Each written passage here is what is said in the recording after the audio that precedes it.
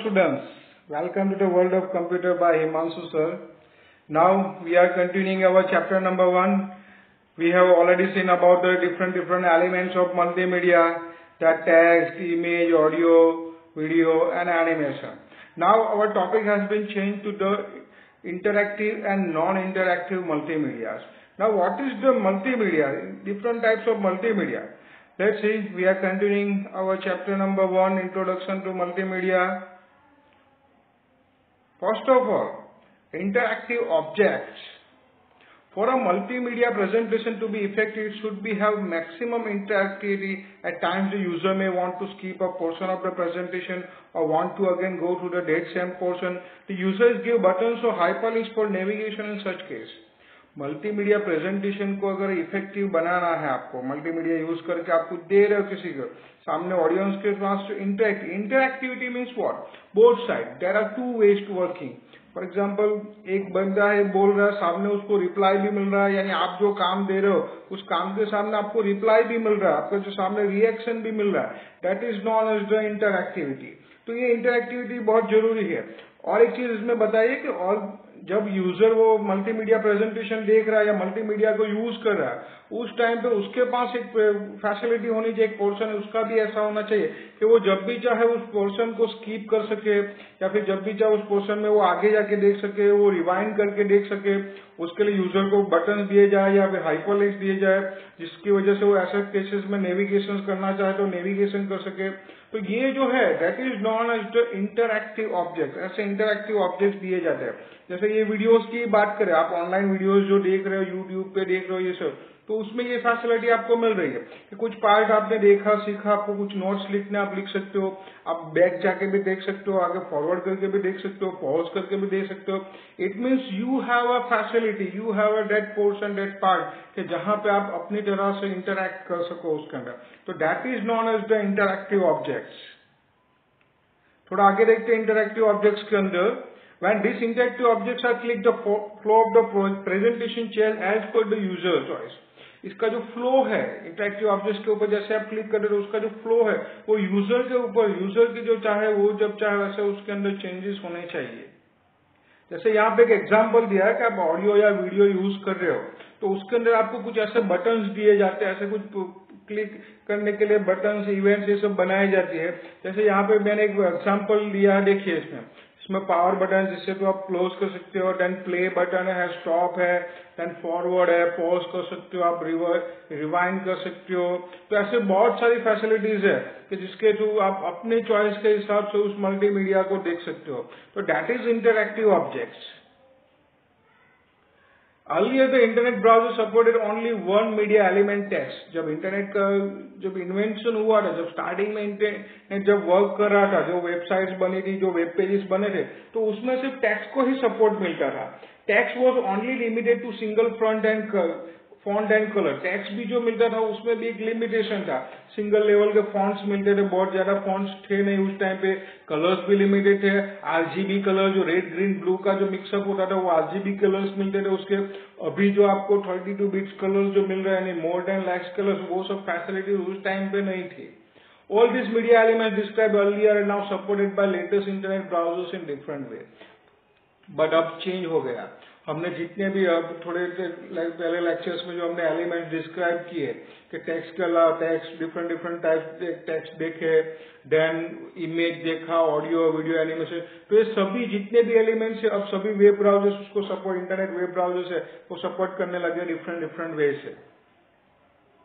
देखिए यहाँ पे डिफरेंट ब्राउजर्स मैंने दिए है कि ओपेरा है, गूगल क्रोम है, सफारी है, फायरफॉक्स है, इंटरनेट एक्सप्लोरर है, माइक्रोसॉफ्ट एज है. तो ये बहुत सारे ऐसे वेब ब्राउजर्स है जो अब सभी तरह की मल्टीमीडिया को सपोर्ट करते हैं.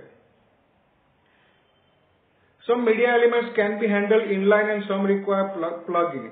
Now what is inline? Inline means उसी के अंदर जो टैग हम देंगे. देखिए इंटरनेट अगर यूज करना है, internet means web page. Web page जो है वो आपके HTML टैग से डिजाइन होते हैं. तो वो जो टैग्स जो दिए जाते हैं उसके अंदर जो कुछ प्रोग्रामिंग कोडिंग करना होता है, तो वो जो प्रोग्रामिंग है वो किस तरह से, कुछ में इनलाइन ही फैसिलिटी मिल जाती है। जैसे यहाँ पे एक एग्जांपल दिया है मैंने कि inline media objects are specified inside a program using a specific inline media object tag. Inline media object tag use करके आप स्पेसिफाई उसी के अंदर इनलाइन ही, जैसे मैं टेक्स्ट की बात करूँ, आपको टेक्स्ट का एग्जाम्पल दूं तो टेक्स्ट के अंदर आपको इंटरनल ही मिल जाएंगे, उसके अंदर डिफरेंट डिफरेंट फॉन्ट्स मिल जाएंगे, आपको डिफरेंट डिफरेंट कलर्स मिल जाएंगे, डिफरेंट डिफरेंट स्टाइल्स मिल जाएगी। तो एक तरह का इनलाइन मीडिया ऑब्जेक्ट हुआ। इमेज भी, आपको इमेज फॉर्मेट भी अब तो सभी में सपोर्टेड होती है, तो वो भी ऑल सभी प्लेटफॉर्म पर चल सके ऐसी होती है, इसकी वजह से वो भी इनलाइन मीडिया ऑब्जेक्ट्स में मिल जाएगा आपको। Next is plugin. Plugin are extra helper program that can be easily installed and use as a part of the web browser. एक तरह का सपोर्टेड प्रोग्राम है, हेल्पर प्रोग्राम है प्लगइन। जैसे पहले की वेब ब्राउजर की बात करूं तो वीडियोस और एनिमेशंस के लिए जो प्लेयर होने चाहिए थे, वो प्लेयर सभी प्लेटफॉर्म पे अवेलेबल नहीं होते थे। यानी मैंने अगर विंडोज पे कुछ बनाया, विंडोज पे एक प्लेयर यूज किया मैं, जिसके अंदर वीडियो बनाया, एनिमेशन बनाया, उसके ऊपर चल रहा है और उसको मैंने इंटरनेट के ऊपर रख दिया।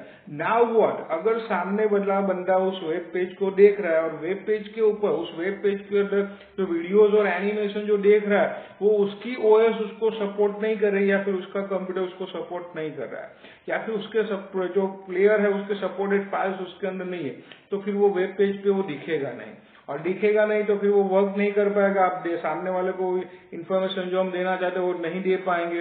तो उसके लिए प्लगइन फैसिलिटी मिलती है। प्लगइन में क्या होगा, ये हेल्पर प्रोग्राम है। जैसे प्लगइन के ऊपर आप क्लिक करोगे तो उस प्लेयर के लिए जो सपोर्टेड सॉफ्टवेयर चाहिए वो सपोर्टेड सॉफ्टवेयर उसको मिल जाएंगे, और वो अपने कंप्यूटर में उसको इंस्टॉल करके फिर से वो उसको जो सब प्लेयर मिल जाने की वजह से वो वीडियोज और एनिमेशन उस पर देख सकते हैं। यहाँ पे देखिए मैंने कुछ बताया कि होस्ट एप्लीकेशन जो होते हैं वो सर्विसेज दे रही है, सर्विसेज इंटरफेस है, प्लगइन इंटरफेस, प्लगइन मैनेजर दिया है कि भाई सामने वाले को एक एनिमेशन देखना है, वीडियो देखना है, तो उसके लिए जो प्लेयर है वो उसके पास नहीं है, तो यहाँ से सीधे प्लगइन मैनेजर से उसको सपोर्ट मिल जाएगा कि वो प्लगइन के ऊपर आता है। देखिए मैं बता रहा हूँ आपको, देखिए ऐसा आ जाएगा यहाँ पे, this plugin is not supported, ऐसा आएगा।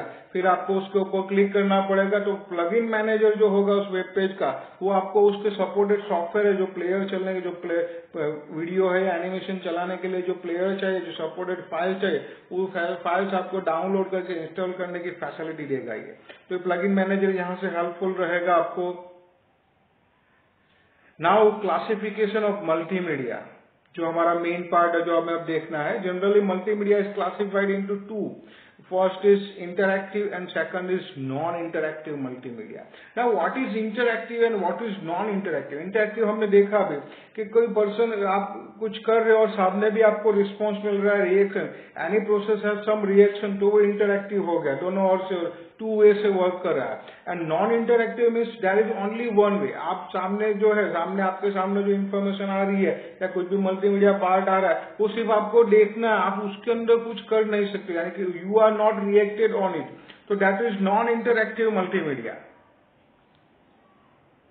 In interactive multimedia, the sequence and timing of media elements can be controlled by the user.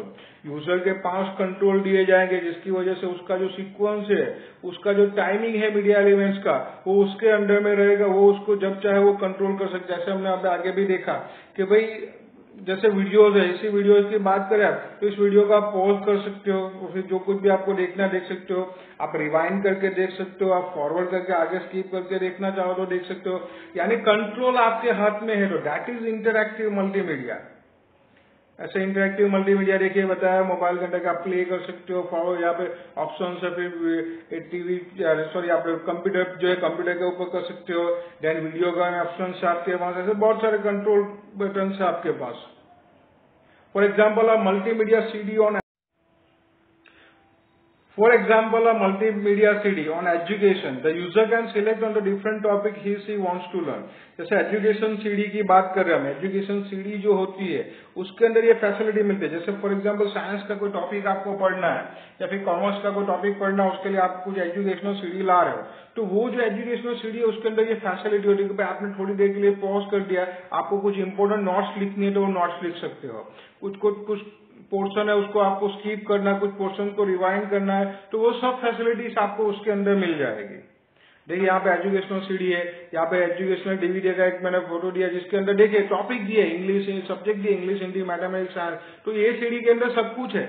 आप जिसके ऊपर भी क्लिक करोगे, जैसे कंप्यूटर है, कंप्यूटर के ऊपर क्लिक करोगे तो कंप्यूटर का डेटा है, तो फिर आगे जो इंग्लिश हिंदी है वो पोर्शन उसमें स्किप हो जाएगा और सीधे आप कंप्यूटर के ऊपर चले जाओगे, उसके अंदर जो भी डेटा है वो आप रीड कर सकते हो, पढ़ सकते हो, उसके ऊपर स्टडी कर सकते हो।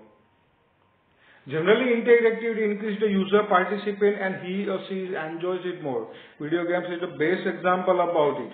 इंटरएक्टिविटी की वजह से जो पार्टिसिपेंट्स है ही और सी एंजॉय इट मोर, उसको बहुत अच्छा रहेगा। नॉर्मली आप नॉन इंटरएक्टिव में जो प्रॉब्लम होगा भाई, आप अपने बस सीधा सिर्फ उसको देखना ही है, उसकी जगह पे आप अगर उसके अंदर रिएक्ट कर पाओगे तो वो बहुत ही एंजॉयफुल होगा। जैसे वीडियो गेम है सबसे बड़ा एग्जाम्पल कि वीडियो गेम के अंदर जैसे सामने देखिए यहाँ पे आप अपने हिसाब से उसको कंट्रोल कर सकते हो, चला सकते हो, and you can enjoy your game. Now non interactive multimedia. In non interactive multimedia the user simply watches the media as it plays from beginning to the end. Starting से जो स्टार्ट हुआ और एंड तक बस बैठ के देखना ही है आपको, उसको प्ले हो रहा है आपको बस देखना है। He she has no control over the flow, flow के ऊपर आपका कोई कंट्रोल नहीं होगा उसके अंदर। तो that is non interactive multimedia. In traditional mass media like television, radio और newspaper, the communication is one way. Television है, टेलीविजन पे कोई इन्फॉर्मेशन आ रही है, न्यूज आप देख रहे हो या फिर आप वीडियोस देख रहे हो, सीरियल्स देख रहे हो, तो उसके ऊपर आपका कोई कंट्रोल नहीं, बस आपको सीधा बस वॉच ही करना, देखना है। दैन रेडियो पे न्यूज आ रहा है, उसमें भी कोई रिएक्ट नहीं कर सकते हो आप। न्यूज़पेपर बस सिर्फ रीड ही करना है आपको। तो ये जो कम्युनिकेशन है वो सिर्फ वन वे से हो रहा है। In other words we can say that the process originate from the source and is delivered to the mass audience. एक ओरिजिनेट जहां से वो बन रहा है वहां से वो स्टार्ट हुआ और जो ऑडियंस को पहुंचाना है, बहुत सारा ऑडियंस है, वो सभी को पहुंचाना है, वहां तक डिटेल पहुंची, बस ओनली वन वे है, nothing other reaction in it. देखिए यहाँ पे मैंने एग्जांपल भी दिया आपको, ये टेलीविजन है, फिर रेडियो है, न्यूज़पेपर्स है, तो ये सब जो है वो वन वे मल्टीमीडिया है। For example a movie has beginning and and. Movie आप देख रहे हो तो मूवी के अंदर जैसे टेलीविजन पे मूवी देख रहे हो या फिर थिएटर में जाके मूवी देख रहे हो, तो उसमें कुछ रिएक्शन आप नहीं कर सकते, कुछ आप उसको पॉज नहीं कर सकते हो, या फिर आगे जैसे घर पे आप सीडी पे या मोबाइल पे देख रहे हो कोई मूवी, तो बीच में सॉन्ग आ रहा है तो यू कैन स्किप इट, आप सॉन्ग को थोड़ा आगे फॉरवर्ड करके आगे देख सकते हो। जबकि थिएटर में देखने जा रहे हो या टेलीविजन पे देखने जा रहे हो तो ये कंट्रोल आपके हाथ में नहीं होगा।